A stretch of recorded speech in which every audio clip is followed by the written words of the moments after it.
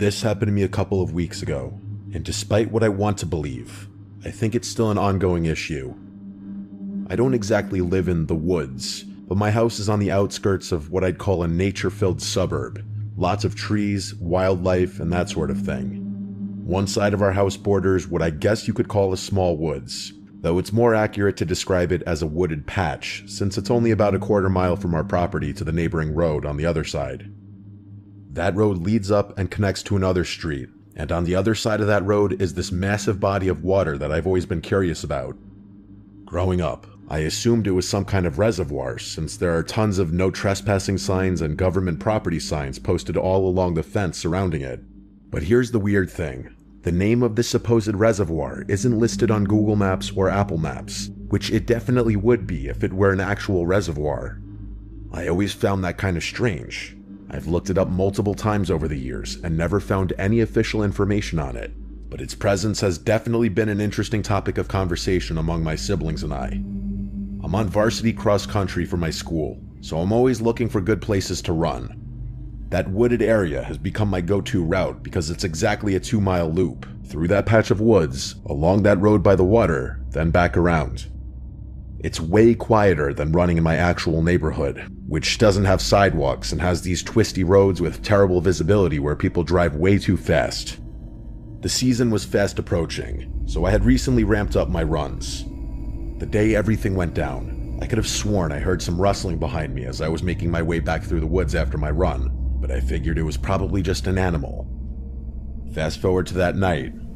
During the summer, I always sleep with my windows open. I love the sounds of nature at night, especially when it rains. And boy, did it rain that night. A few hours after getting back home, a massive thunderstorm erupted out of nowhere. It was glorious. I was lying in bed, listening to the rain and thunder, when I started drifting off. That's when I heard something that definitely wasn't part of the storm. It was soft at first, but it didn't go away. It was this soft sobbing or crying sound, and the more I listened, the more it sounded like it was coming from right beneath my bedroom window, and the more distinctly human it sounded. As if there was any doubt as to whether the sound could have been the result of the storm, a soft female voice cut through the raindrops. It said, clear as day, "Can you help me? I'm cold." I've never moved so fast in my life. It was like my primal instincts took over before fear could freeze me in place. I burst out of bed, ran to the front door, and sprinted around the side of the house toward my bedroom window. The rain was pelting so hard I was soaked within seconds, but I didn't care. I needed to do something. As scary as hearing that voice was, it had never occurred to me that something sinister was going on. My only thought was that someone was genuinely in danger, and as soon as I turned the corner, there she was. Huddled right underneath my window was a woman wearing white clothing, maybe a nightgown or a dress, and she was crouching like she was trying to stay under the small overhang of my window. I approached her cautiously and asked if she needed help. The whole situation felt like a fever dream, but then things went from 0 to 100 in a matter of seconds. As soon as she noticed me, she sprang up and rushes straight at me with a surge of energy I hadn't expected. Without much time to react, I braced myself for contact, but mid-stride, she seemed to hesitate. Maybe she noticed how tall I am, I can't say for sure. But instead of engaging me, she deviated from her collision course and veered off towards the woods. I stood there in shock as she disappeared into the darkness, running impossibly fast for someone with no shoes on. I didn't follow her. I immediately went back inside, still dripping from head to toe, and I woke my dad up. When I told him what happened, he was just as freaked out as I was. We went around and made sure every door and window in the house was locked. We talked about calling the police, but it was already after midnight, and we figured that by the time they showed up, the woman would be long gone. Plus, searching those woods in a thunderstorm seemed like it would be pointless and potentially dangerous for whoever had to do it, if they even agreed to. So we decided to just deal with it in the morning if necessary. I managed to fall back asleep eventually, and the next couple of days were completely normal. My dad and I chalked the whole thing up to one of two potential explanations: a homeless person looking for shelter, or someone who was mid-mental break. But what happened that night wasn't the end of the ordeal. In fact, it was more like the beginning. Maybe a week after the initial incident, I was going on one of my usual runs. As I was making my way up to the connecting road, I happened to glance through the barbed wire fence at the water. To my surprise, there was actually movement down by the water's edge. I stopped running and looked more closely. There, sitting on the water's edge with her feet dangling in, was a woman. I froze in complete terror. I mean, how was she even there? The fence around that property doesn't have any holes that I've ever seen, and it's topped with barbed wire, not to mention the fact that it's like 10 feet tall to begin with. I must have made some kind of noise. Maybe I gasped or something, because even though I was pretty far away, she suddenly turned her head and looked directly at me. In that moment, there was no doubt in my mind that she was the same woman who had been underneath my bedroom window during that thunderstorm. The moment she saw me, she got up and ran toward the fence with this completely crazed look in her eyes. She pressed her face right against the chain link and just stood there smiling at me, and it was not a normal smile, I'm telling you. I yelled that I was calling the police, hoping that would scare her off, and I guess it did, because as soon as I said that, she turned and dove straight into the water. It was so unsettling and so unnatural that I felt unsafe just standing there. I called 911 immediately and tried to explain the situation. I tried to keep her in sight, but she swam out of view before the police showed up. When they finally did, they took my statement and said they'd investigate the area. They told me to go about my day normally, which I was kind of shocked by. I haven't seen her again since then, but I've started hearing noises outside my bedroom window at night. Not crying like the first time, but just general sounds of someone moving out there. It's making me really paranoid, and I just know something else is going to happen. I've actually been reluctant to go running because I don't want to run into her again. I get that she's probably psychotic and probably followed me home after a run one day, but what remains the biggest mystery to me is how she ended up on the other side of the fence. My sister and I have spent hours looking for a way in there. I'm telling you, it's impossible.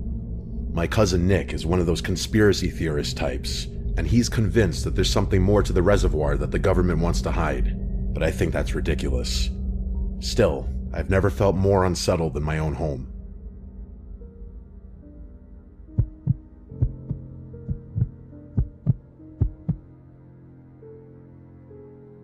I'll just go ahead and say it.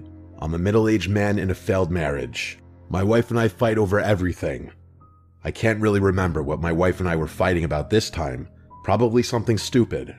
I ended up storming out of the house, something that happens all too often. Usually I just get a hotel room in a situation like this, but I didn't want her chasing after me, so I decided on a different option. I own a piece of property in the middle of nowhere that I've been meaning to repurpose. I think it used to be a shooting range or something like that. I honestly don't know. The previous owner died, and his estate just wanted to get rid of it.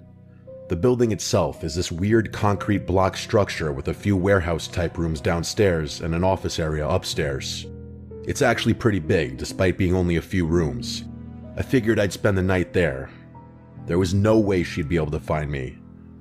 I drove the 20 minutes through the increasingly desolate roads, and about halfway there, I noticed dark clouds building up. By the time I got there, I could hear thunder rumbling in the distance. I parked in what used to be a parking lot just as the first drops of rain started falling. I keep a spare set of keys hidden behind a loose piece of siding, which I was able to locate pretty easily. By the time I got settled, the storm had really picked up. The building has metal roofing, and the rain was coming down hard enough that it sounded like someone was dumping gravel on the roof. There's a decently comfortable cot in what I assume used to be the office on the second floor. That's where I'd be sleeping. Once I got settled, I finally felt some peace for the first time in weeks, despite the storm outside. Actually, the sound of the rain was kind of soothing. It made the place feel completely cut off from the world. But of course, nice things never last. Not for me, at least. The moment I started getting drowsy, I was ripped back to reality when the sound of shattering glass broke through the noise of the storm. My heart immediately started pounding. I lay there for maybe 30 seconds, listening over the drumming of rain on the metal roof, trying to figure out what direction the sound had come from. I keep a hunting rifle in one of the adjacent rooms there, mostly so my wife doesn't know I own it. So I grabbed it as quietly as I could and started making my way down the stairs. I stood there at the bottom of the stairwell, listening for something other than the sounds of rain, but there was nothing. Complete silence except for the storm. I decided to search the entire building methodically. I went room by room, rifle ready, checking every closet and corner. In the back room, I found what I was looking for. One of the boarded up windows had a hole punched through it, with glass scattered on the floor inside, but that was it. There were no signs of entry, and despite the window being shattered, there wasn't enough room for someone to fit through it. Still though, I was paranoid to my core. I spent another 20 minutes examining the property, but I couldn't find anything that even remotely looked out of place. I figured it was probably just vandals who threw a rock through the window and took off when they heard it break. I found some cardboard in one of the other rooms and taped it over the hole, then went back upstairs. I kept the rifle next to the cot just in case, but I was pretty convinced whoever it was had already left. I'm not sure how long I'd been lying there, maybe an hour, when I heard what I thought were footsteps moving below me. It was hard to tell over the rain, but it sounded like someone walking slowly, trying to move quietly under the cover of the storm noise. I again grabbed the rifle and crept to the top of the stairs, this time not risking alerting the intruder by walking down. The footsteps had stopped though, but there was no way they could have heard me. I waited there like a statue for maybe 5 minutes, feeling beads of sweat start forming on my forehead. I ended up searching the place again, but again there was nothing. I started wondering if I was imagining things or if whoever had been there had snuck out before I noticed them. That didn't explain how all the doors were still locked though. This time, I went outside into the pouring rain and searched the perimeter with my phone's flashlight. There were no vehicles nearby or any signs that someone had been there. It was starting to freak me out. Part of me wished I'd find something just to assure myself I wasn't going crazy. I went back upstairs and tried to rationalize what I heard. Between the rain on the metal roof and the general creaking that old buildings do during storms, there were a dozen explanations for sounds that might seem like footsteps. I tried to focus on getting some sleep, telling myself I was being paranoid, but that wasn't the end of it. Before I could even settle in again, I heard what sounded like furniture being dragged across the floor below me. This was different, not something that could be explained by the storm. The unmistakable sound of something heavy being pushed or pulled across concrete is not something a storm could create, not in a million years. This time I didn't hesitate. I grabbed the rifle and stormed downstairs, flipping on every light switch I could find. I was getting angry now, which was probably better than being scared. I yelled out into the darkness that I wasn't messing around, that I was armed, and that I wasn't afraid to defend myself or my property. My voice echoed through the empty rooms, and then died away into silence. Nothing had been moved, and no one answered me. You might be wondering why I didn't call the police at that point. It was partly because I wasn't sure what I'd tell them, but mostly because the property isn't completely up to code, and that's putting it generously. The last thing I needed was to bring official attention to the place, but standing there in that empty building, rifle in hand, yelling into the darkness, something suddenly shifted. In an instant, my frustrated anger transformed into pure, cold fear. It was more than just a changing attitude. It was like something icy washed over me. I could feel it, and every instinct I had was screaming at me to get as far away from that place as possible. I don't know what triggered it exactly, but I knew I had to leave. I quickly gathered my things, returned the rifle to its hiding place, and turned off all the lights. The storm was still raging outside, but I didn't care. I locked up the building and drove back home through the worst of the weather. It's been a little while since that happened, but I plan to go back in a few days, or whenever I have time really. I want to go back and investigate.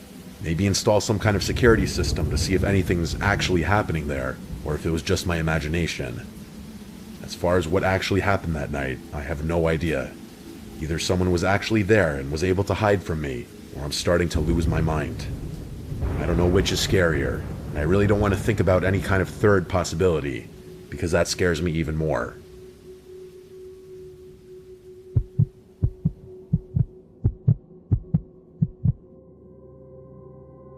My name is Jason. I live in a pretty rural area where you have to drive at least half an hour to get to anywhere interesting. This happened to me 3 Fridays ago. My buddy Leo and I had driven out to this house party a few towns over. It wasn't a big banger or anything, just one of those chill gatherings where people hang out in someone's backyard playing beer pong and listening to music. A little collegey, to be honest, but there's not much to do around my neck of the woods if I'm being real.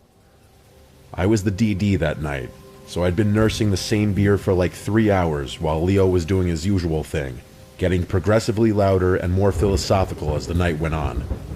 He was pretty plastered by the time we left around 1 a.m., which was funny up until I realized I'd become his de facto babysitter. After finally dragging him away from the girl he was flirting with, I ushered him into my car to make the 20-something minute drive back home. The weather had gotten pretty nasty while we were at the party though. What started as a somewhat refreshing drizzle had become a torrential downpour that made it hard to see more than 30 feet ahead. I had to slow down to like 30 on roads I'd normally tear through at like 60. Leo kept complaining, first about my driving, then about the music, and finally about how badly he needed to piss. I told him we were 15 minutes from home max, but he kept going on about it. His tantrum was becoming insufferable, so after another 5 minutes of him whining, I gave up. I pulled over on this random stretch of road next to what looked like cornfields, though it was hard to tell in the dark and rain. We were literally in the middle of nowhere, no houses visible, no streetlights, just farmland on both sides of the road. I told him he could go ahead and get soaked for all I care, but I'm pretty sure he wasn't listening because he was already halfway out the car before I was even finished talking. He practically fell out of the passenger seat and stumbled off toward the field, disappearing within seconds. The rain was coming down hard enough that I could barely see him once he got 10 feet away. The literal moment he staggered out of sight, I remember I had an umbrella in my back seat. I sat there for a minute with the engine running, but then figured I might as well take advantage of the stop too. So I grabbed my umbrella, locked the door out of habit, and walked off in the opposite direction from where Leo had gone. I found a spot maybe 20 yards from the car, right at the edge of where the gravel met the crops. As I was standing there, I could have sworn I heard something rustling back near the car, something other than the deafening sounds of the storm. Without altering my stance, I looked back over my shoulder toward the car, but didn't see anything. I had the keys in my pocket and knew I locked the car, so I didn't think much of it. I finished up and headed back, surprised to find that Leo wasn't standing by the car yet. A few minutes passed, then 5, then another 5. Still no Leo though. I was getting pissed. What should have been a quick 20-minute drive home was turning into this whole 45-minute ordeal, and I had to be up early the next morning. I was about to honk the horn when I saw movement in the side mirror. Leo was sprinting toward the passenger door, and even through the rain and darkness, I could tell something was wrong. The second he got in, before he even had the door closed, he was screaming at me to drive. As if some kind of survival instinct activated in me, I pulled out of there as fast as I could, but with the rain and all, it wasn't like I could speed. Leo started explaining that while he was doing his business, he saw what he thought was me somewhere to his right. The person started walking deeper into the field, and Leo, in his drunk logic, thought I was messing with him, or maybe that I was drunker than I'd let on, so he followed. He said he followed for a while, not entirely sure what I was doing and too drunk to analyze the situation properly. Eventually, the figure turned around, and Leo realized it definitely wasn't me. He said he couldn't make out any details in the darkness, but it was clearly someone else. The whole explanation took maybe 30 seconds, but before he could even finish talking, I felt the car start drifting sharply to the right, and then came the unmistakable sound of a flat tire. It was literally a worst-case scenario. Continuing the drive was not an option. The car was pulling way too much. Reluctantly, I pulled over. We were maybe half a mile from where we'd originally stopped. Not close enough for it to be an immediate danger, but not exactly far enough for me to feel comfortable. I snapped at Leo to get out of the car and help me out, since he was responsible for landing us in this mess. But when I walked around the car to inspect the flat, my anger at Leo became fear.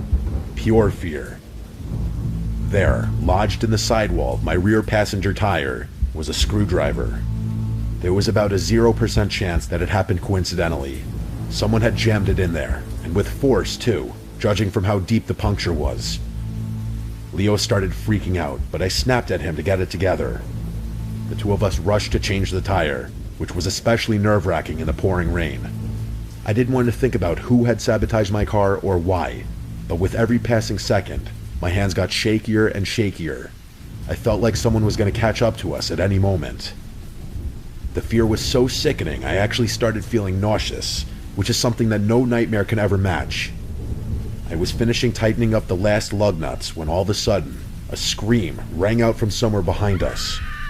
It was clearly a woman's scream, which made the situation 10 times scarier since the person Leo claimed to have seen was a man. I threw the tools in the trunk, ditched the tire, and got back in the car as fast as I could. But as I was pulling away, Leo started tugging my arm, saying that we had to go back because someone was in trouble. I told him there was no way I was going back, even though a part of me felt like I was making the wrong decision. Leo called 911 as I drove away, giving the operator our location, or as close as he could figure it. Leo was furious with me the whole ride home, saying someone could be dying back there, but I couldn't bring myself to turn the car around. I was just too afraid. I didn't say much until we were pulling into my driveway, trying to ignore Leo calling me out for being a coward and whatnot. Instead of dropping Leo off, the two of us sat in my driveway to try and make sense of everything. Leo was convinced that the scream came from someone who was being attacked or stalked by the person he'd seen, and he felt guilty that we had just driven away instead of helping. But I wasn't so sure about that theory. If someone was out there doing something sinister to another person, why would they ever draw attention to themselves by puncturing a passing car's tire? To me, that seemed like the last thing you'd want to do if you were trying to hurt someone without being caught. Plus, if there really were a woman in trouble, she would have been able to see our car and headlights when we first pulled over. Why wait until after we had driven off to call for help? It didn't make any sense, and as I was explaining my rationale to Leo, I finally felt that I could vocalize what had, until then, just been a gut feeling telling me to get out of there. The scream must have been part of some kind of trap, like maybe there were multiple people out there. It wasn't out of the realm of possibility. But even that theory doesn't make much sense, which writing this all out is making me realize. Actually, that theory sounds equally as absurd. Who in their right mind would stop their car on that random road at that hour of the night? There's no way someone could have hatched a plot to lure a traveler out of their car there, in the pouring rain no less. Leo and I argued back and forth about it for a while, ultimately agreeing to disagree. I called the police station the next morning to see if they had found anything, but they said their officers had searched the area and found no evidence of anyone being there. Even more strangely, they hadn't found my tire either, which threw yet another wrinkle into things. Although I guess it's possible they just weren't looking in the right place. A few days later, Leo suggested that maybe it was actually the woman, not the man, who had punctured my tire, maybe trying to draw our attention. Why they would do that instead of scream, I have no idea. The whole thing honestly has no explanation that sits right with me, but I really don't want to think about what it would mean if Leo's right. If there really had been someone in trouble out there whose fate I sealed by driving away.